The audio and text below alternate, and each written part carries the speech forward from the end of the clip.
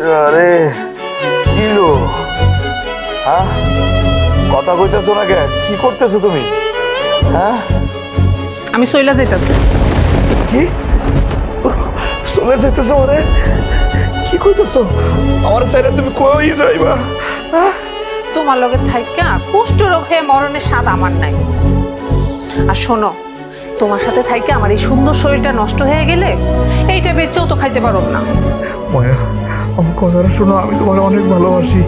রাখ বেটা তোর ভালোবাসা, আমার মতো বেশ্যারে কেউ ভালোবাসে না। তুই ভালোবাসিস আমার চামড়ারে। আমার এই চামড়া যেদিন নষ্ট হয়ে যাব সেদিন আমেনার মতো তুই আমারেও ছুঁড়া ফেলবি।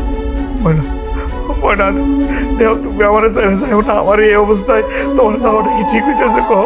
কইলাম না তোর লগে থাইকা মরণের স্বাদ আমার নাই।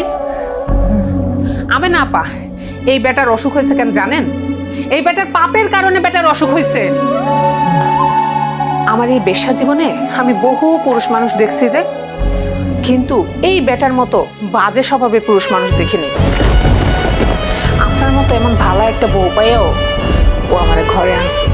ও কি ঠিক কাজ করছে? আপনার এখন উচিত বাচ্চাটারে নিয়ে ওরা ফালায় রেখে চলে যাওয়া। ও কুষ্ঠ হয়ে মরুক, ঘরে থাইকা পচুক, আমিও চলে গেলাম। আর আপা যদি পারেন আমারে মাফ করে দিও। আমার কথাটা শোনো, আমি তোমার অনেক ভালোবাসি। চুপ কর বেটা। আগে ভাবতাম বাইরের মাইয়া মানুষের জীবন কতই না সুন্দর, আর এখন তোর লগে আইয়া বুঝছি বাইরের মাইয়া মানুষের জীবন কত সুন্দর।